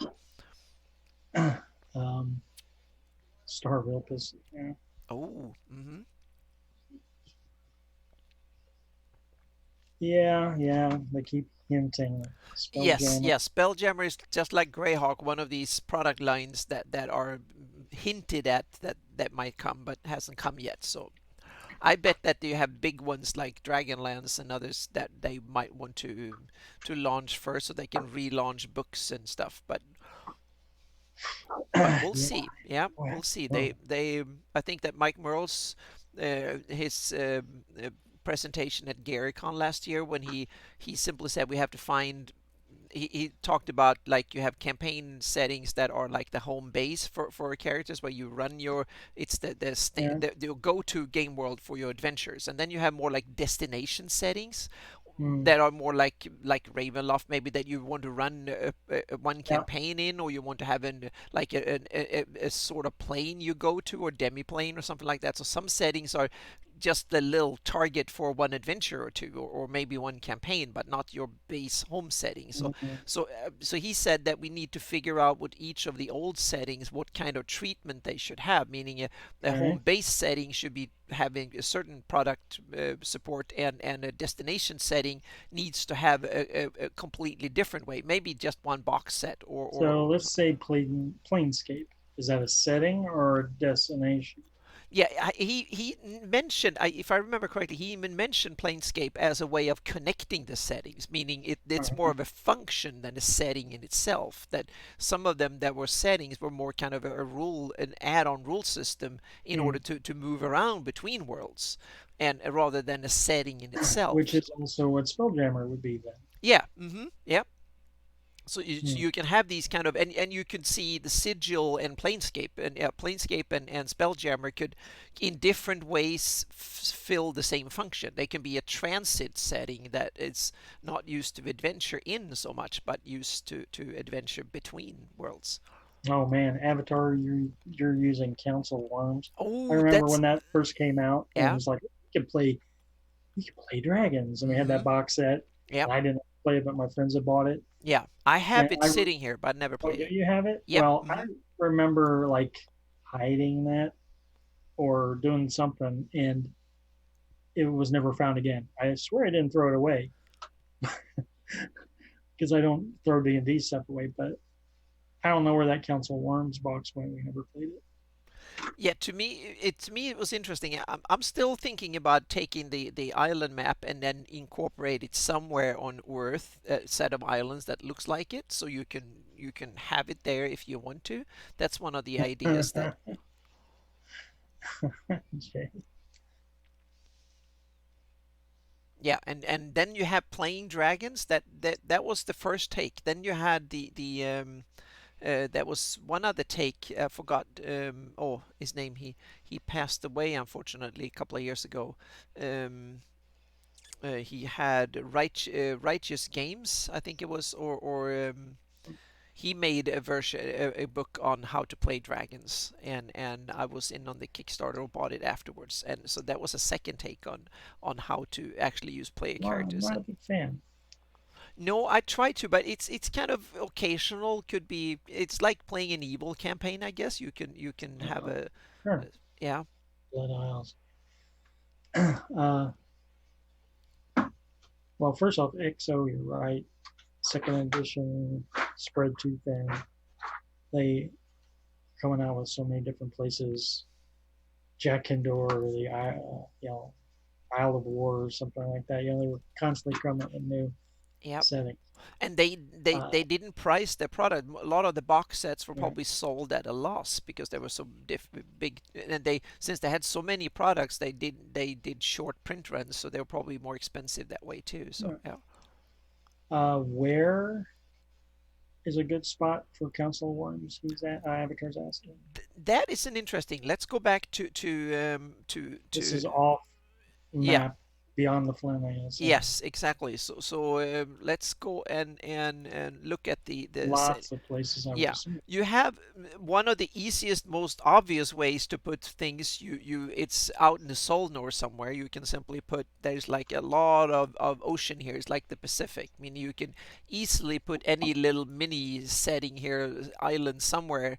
So if you don't want to affect any of the other content, you simply put them like I did with my little small islands here. They are close enough that it's possible to take a boat trip over, but far enough that they will be a little mini setting by themselves and not really mentioned in there. So you can definitely do the same thing. You can put them in. I see them. I forgot if they're meant. I haven't read the books in years, in like 20, 25 years or something, but I there might be hints at if they're tropical islands or temperate islands or cold or something. So that might so you simply have to find where in the ocean, north to south, so to speak, where you can find them or find a good home for them. But there are definitely enough oceans out there on Earth that you there is enough to room for it to be. So you have the Solnor is kind of a sink for all sorts of little places. You can easily find lots of islands and stuff. So Well, isn't the one island there in the south of the Celestial Imperium a dragon isle, literally? yes, you have that exactly. I think these islands here with the Dragon Imperium or Empire or something like that. So these islands. So you can kind of substitute use. You can use this and Yeah. use the rules from Council of Worms and simply place it on an existing island and redraw it a little bit so it matches. That's another cool way of doing it. Now, I'm not sure if I'm understanding Avatar, what he's saying here. Do you still want it close enough to the standard World of Greyhawk, uh, Flan AS, and have Council of Worms also? Yeah, Or do you that's want it separated somehow? yeah. If you use the hang on a second. Now I need to go and get the box here so I can open and see how big the islands and stuff are. Now I'm getting into And something so here. you're right. Those PDF dungeon magazines, when they were doing the E dungeon, that was a pretty good run there. It was during fourth edition. And I remember Chris Perkins used to do a lot of those articles, and I'd cover them on my blog. And I was kind of disappointed when even that folded. Now they do that Dragon Plus, and Dragon Plus, while good, very well made, good graphics and things. It's to me, it's a glorified advertisement. It's just one big long ad, Let's see if I have it. whatever they're putting out. Do, do, do, do. Oh, I can't find it.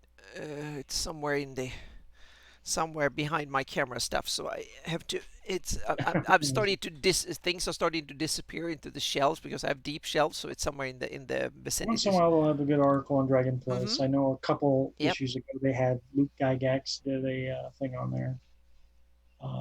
So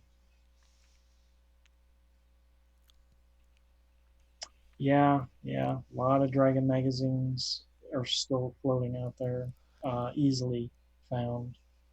Um, Yeah, and Dragon had the you know what? CD-ROM with all the from issue 1 to 250. So I've actually collected.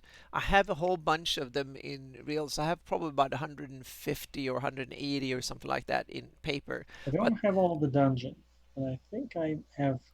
I had all the Dragon on CD-ROM collection, like you yeah, said, to 250, and then I and I had collected the other PDFs afterwards, all the modern ones. all the real issues after that. Oh, okay. I don't think I have all of them, but almost all of them. I didn't have the first ones, but thanks to the PDF and the CD-ROM of PDFs and Dragons, I started when it came out, and I think I have all the physical ones because I actually subscribed because that's when I had a game store and they Of started course, coming. So now like my current laptop doesn't even have a CD-ROM player, so that Dragon well, I magazine, pulled all the PDFs from the CD-ROM and put them in my library in I on need Dropbox. Yeah, I have an and RPG.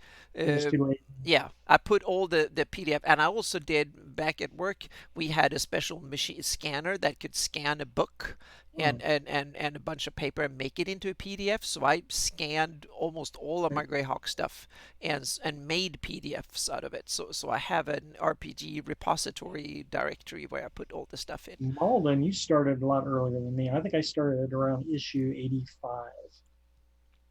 Yeah, I think 85, 90 or something like that are the first ones I have, but they were sporadic because not all of them made it to Sweden. So sometimes you were Uh, lucky and got it. So, but I think from about 130 or something like the 140, that's I when I used to came in. love getting those in the mail Yeah, because me it too. was all for me. It was all about the covers.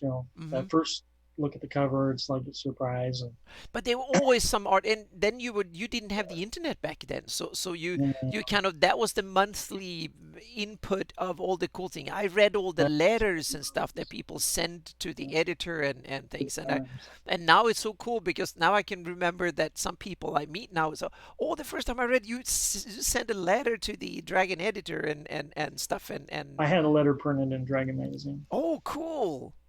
Don't ask me what issue. It's Well, what you know kind I of talked what was the topic? alignments. I think. Uh-huh. Uh, Cool. I know I blogged about it. I'll look it up Yeah. sometime. And we'll see if we can get some. I still want to have Roger E. Moore coming on. I have to ask him more Yeah, specifically and that see if would he be could come on. fun. Yeah, that Yeah, would we can be bring up Dragon. fantastic because he did a lot of cool stuff, especially in Dragon, I think. Then he was the editor in chief Boy, I hope he can bear with us. yeah, yeah, we'll hope to. So we'll see if we can get him to Keep come on the show. That will be working on. fantastic. Yeah. Yep, yeah, the fourth edition Dragon and Dungeon Mags they were PDF Right, only. After they pulled the license from Paizo, they made them in-house PDF only after that for some years. and they were doing a lot of adapting stuff to fourth edition rules. Yeah, and it was more. Then they lost. They got rewired into be some sort of more kind of promoting the current theme of the current product more Yeah, than kind of be a genuine magazine that discussed all sorts of cool things. So they yeah, there kind of wasn't. Yeah, it it was was just a completely different feel. It was not the same beast as the earlier ones at all.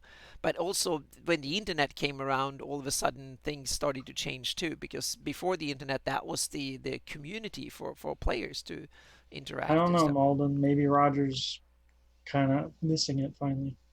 Yeah, we'll see. Yeah, I'm Facebook friends with him now, so I have to That's see if crazy. yeah if we can. Never got to correspond with Roger. He was before I got into Yeah, the craft yeah. community. And also Jay and me, we had a wonderful conversation with Len Lakofka Mm, last week. So see if we can get him on the show. He's coming on Lord Gazumba channel. That was one of the shout outs, but we almost, yeah. So we'll have 15 minutes. So I guess we can start rounding things up with okay. some future things and shout outs. And Lord Gazumba on Lord Gazumba channel the Saturday the 21st. I think it is. You have to double check me there, Jay. If you have 21st at 7:30 Eastern, then it will be Jay will host Len Lakofka, and I will be there too. I was invited to next Sunday. Sorry, Sunday the 21st. Yep. Then it will be Len Lakofka and yeah 7:30 Eastern p.m. And Len Lakofka, Jamie, and someone else. I'm not really sure, but we will. Yeah, we will see. They will be talking to Len, and he's an awesome Cool. guy. Yeah, I've only talked like an hour or so on with him on Zoom, and he was fantastic. He had so many cool stories and stuff. So it was awesome. Nice. Yep. Yep. So yeah. So it will Mm, be Lord Gusumba's awesome Sundays, but even better with Len Lakofka. So that's one of the shout outs that we have. And then another kind of little shout out I'm just going to say to mm, some of my patrons this Sunday at, hang on a second here, 11. Sunday at 11 a.m. That's when I will have a Zoom, private Zoom for my top patrons, and go back and they can criticize me for not doing enough and praise me for the tiny little few things I've done. I haven't done much this spring, but I have a whole bunch of cool plans and stuff so we can kind of go in and use that. So that's just a little thing for my patrons. And also it's Gen Con in 3 weeks, and at yeah. Gen Con I'm going to work for Lone Wolf Development, so I will be in their booth a lot. I will have a 2-hour seminar on Saturday afternoon. It was already sold out long before I even knew time of it, so apparently it's popular. So we got 40 seats, but hopefully we can cram in some extras if there's more people that want to come. So that will be, so I'm going to prepare some cool slides showing both my how I do things and showcase some of the work I've done, and I guess a lot of it will be Q&A, so to speak, and go back and forth. And Cool. I will also show some ideas I have for the future and stuff. So I hope that a bunch of my patrons can come to and kind of keep me going, asking all the Can't wait. difficult, nasty questions. And we have the Greyhawk channel, and Shane have a whole house that he an Yep. Airbnb that is simply the House of Greyhawk that will be around for a Yes. bunch of Greyhawk players will live there and basically game. I can't understand why you need to go to Gen Con at all. You can just be in that house and just game and be around I don't Greyhawkers. understand why they have to do it during Gen Con then. Yeah, but it's that I guess it's easier to That's get the people reason there. So for yeah, that. we'll see. That was the so that's kind of a cool thing. There will probably be a little bit more Greyhawk than usual at the Oh con, yeah. thanks to Ghost of Saltmarsh and just Oh yeah. general kind of cool feel of vibe of it. And Yeah. Jay is going to have some live gaming done with Carlos, and Uh, Carlos is going to run Carlos. games. Yep. So check in on Castle Entertainment and check in what he's up to, because I know he's going to do some cool stuff for the con as well. I'm going to release my realm maps for everyone Dang. before I leave for Gen Con. I actually made a second version because a lot of people, the original version had the hexes on the player version, and Yeah. then had the DM version with all the labels and tags and heraldry and all that. But there was a lot of people say that I don't want the hexes on the player version, I want the hexes on the DM version. And so I realized that that's mighty good idea. So now I actually done a second set. So there is, you can mix and match. If you want hexes on both of them, you can, or if you want no hexes at all, you can mix and match. So that's the Flannies divided into more than 150 little pieces. So every realm, country, forest, highland, marshland, etc., and ocean and lakes and stuff have small separate JPEGs. and they are compressed, so they're kind of not top quality, but the idea here is that you can use them on in online tools, virtual tabletops, Realmwork, on the campaign managers, and like World Anvil and stuff like that. So that way they're up to about 6,000 pixels, and they're small, like a few megabytes, the biggest ones. And so it's something that you can put in reference, put pins on, and stuff like that. So it's chopped up into more than 100, and there is also a mini uh, map of the whole thing with names and borders and stuff on it too, that is specially made for this. So that's that. I did that. So my patrons got that last week. Are we going to be skipping an episode Gen Con week? Yes, I think we have to, because Wednesday I will be setting up booth in Right. help out setting up booths in because Gen Con officially starts on Thursday. So Yeah. Wednesday evening is building booth time. So then I will be busy at the exhibit hall setting Mm. things up with the other Lone Wolf people and getting things ready and stuff. Well, So be sure to take pictures. yes, I'll take some pictures. I'll Oh my I'll probably bring one of my DSLRs too, so I can take some God. hours and walk around. I was thinking about seeing if I can start trying to take some pictures, so to simply to show off a little bit what the phenomena of Gen Con is, because it's kind of interesting in its sheer scale and stuff. So that's something I'm thinking, because I usually have I have some hours off every day that I'm not really doing anything, and I only have one extra event planned, and that's my seminar. The rest will simply be meeting friends and Cool. people I work with and connect and stuff. So then I'll probably bring my camera and walk around a little bit and take pictures. I'll see if I can grab Batman directing traffic with the local police. That was kind of an awesome thing last year.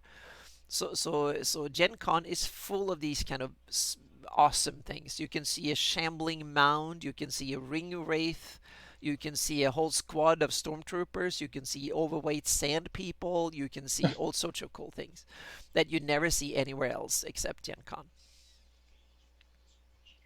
So do you have any special shout outs, or do we have things in chat that we missed here? Now we time to Uh, wrap up. Yeah. no, I don't know if there's much in chat to uh, mention. Yeah, we It missed Dragon says so Magazine. and Yeah, should be but ready. we have Earth Journal, and thanks to Icarus and Greyhawk Online, and has so there will be a new issue coming out. Hopefully, not within the not too distant future. So that's kind of awesome that Picking up tradition the is whole coming time. back again. Yeah. Um, Oh, July 15th. Awesome. Thank you. around the corner. Wow, that's just around the corner. That's awesome. That is fantastic. So Mm. that will be awesome if we can have like 4 times a year or something like that. We can have an Earth journal. That is superb. I need to read all the other old Earth journals. I haven't read all of them through yet. Not at least not Well, recently. Yep. yeah, I don't have any other shout outs really. I mean, Yep. That was at the about beginning. it. Yep.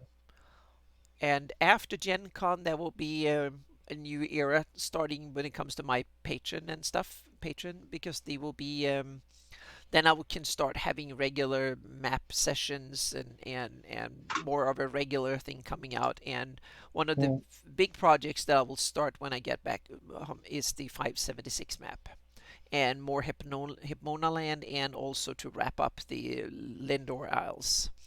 So I'll cool. see if I can get more Len LaKafka input. I already got some input, so now I realize that I need to make a Len LaKafka approved version of it. And then I probably have to make an official TSR version for the ones that don't want to screw things around and put it back where Len originally wanted it. So, because Lendor Isles is one of these areas where actually the Darlene map was not accurate according to what Len and Oh, wanted. So yeah, so yeah. so there's some things that ended up in the wrong place with the wrong name and things. So I will definitely make a version of Lendor Isles that will be the have the intended original names and places and stuff. So yeah. Ooh, Oh yes, we know, Jay, that Len is a stickler for accuracy. Yes. Yep. So that's the yeah, I think Yeah. we covered Yeah. fairly well. I think it was kind of fun, interesting discussions Yeah. We just on the roamed animals around. and the monsters and the ecology and stuff. So yep, so give And next the week we'll have plenty of. We'll talk about rocks and things. yes, we have to dig into scorpions and stuff again. So and some of the nasty critters that Dennis has some extensive knowledge. And we have, of course, we have to talk about Melcott. We have to talk about the Greyhawk map, and we have to talk about the Underdark a bit, and a whole bunch of other stuff that we know Oh Dennis yeah. Meldon is an expert Cryptid, in. Yep, Fangate. yep. So that will Bullshit. be Yeah. fantastic. So yep. So thank you so much for watching and coming with all the cool comments and stuff. And we will be back next week. Thanks, everybody. See you.